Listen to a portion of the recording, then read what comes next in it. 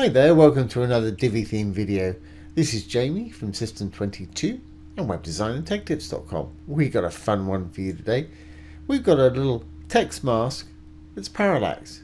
Got some text there. As I roll out the page, you can see the image behind it, the masked image, is rolling down the page as we go up. We roll back the other way, it's going to do the similar thing. Really striking thing to have on your site, really easy to do too, no coding involved in this today at all. So let's get started. I've got this page open here. Let's go down, we'll get rid of this section. Get rid of my layers right there, don't need that.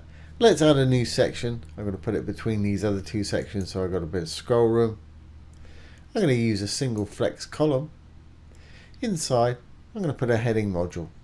Now we did this recently with Divi 4, but I don't think we've done it with Divi 5. And it's pretty much exactly the same thing. So obviously put what you want your heading to say right there. Over in design, it's a heading text. I'm going to have mine perhaps a heading 3 or a heading 2. I'm going to use a blocky font that I've been using called Anton. To audition one of these, just roll over it. It'll give you an example under your mouse right there. So I'm happy with my Anton. I want to make it as big as it'll get, which is heavy. I want it in the middle. I'm happy for it to be capitalized. Color wise, I want to make it black. It's important that you make it black. Heading text size, let's go for perhaps, let's try 10 viewable width VW. A little bit too much there. I'm going to make this row bigger in a minute. Still too big. I'm going to make this row full width so we can accommodate some bigger text there.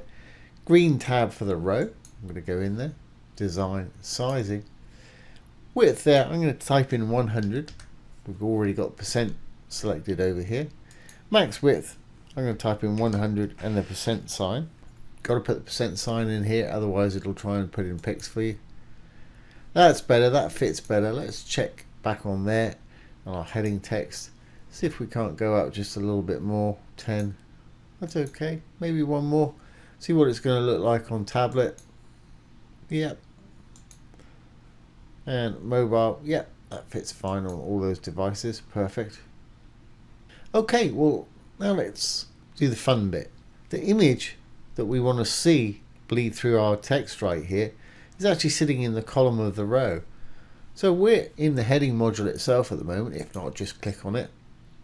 We can either go backwards by hitting the backwards arrow, it'll take us to the column, or we can just select the column directly by clicking on it. As you can see, we're in it. Background, always under content. So let's click on content.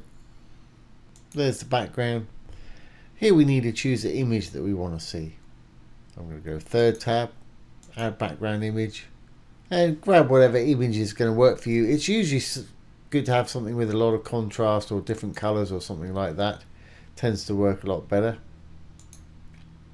And you can always switch it out once you've tried it if you don't like what you're seeing there. I'm also going to use the parallax effect down below. Now there's a couple to choose from. True parallax means it will move up and down, but it'll move up and down at a different rate to the rest of the site there, which is pretty cool. And then they've got what they call CSS parallax or fixed background. That way that image is going to stay stationary in the background there. You can get some very dramatic effects that way. I'm going to go for true parallax with mine today. Now to flip this around the way we want it with the image in the text, we need to give this a white background so it matches our section here. So let's go back into our heading module. Make sure you're in the heading module for this. Make sure we give it a white background. This is only going to work with a white background. Great. Now once we've given it a white background here, we can close that back down.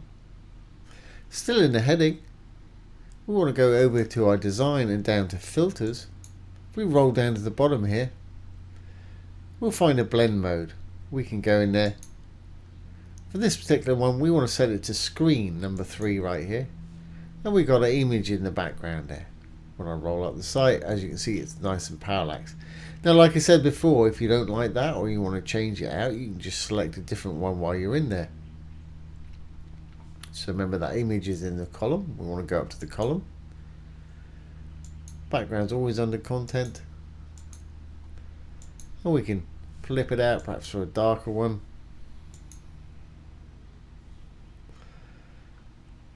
And then you can roll it up and down, check it out, see if it's going to work for you.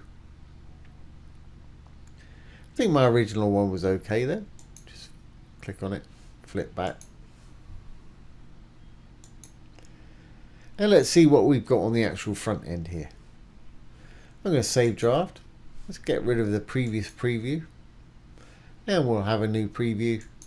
Preview on front end. There's our page. If I start scrolling down, there's our little parallax mask text. Really nice little feature there. If I go back the other way in a moment, of course it's going to go the opposite way. That sort of thing happens on the site. It's going to get people's eyeballs on it pretty quickly, which is just exactly what you want.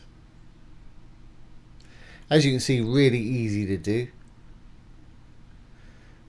And as I mentioned earlier, we did this with Divi 4 a while ago. We've now done it with Divi 5 for you.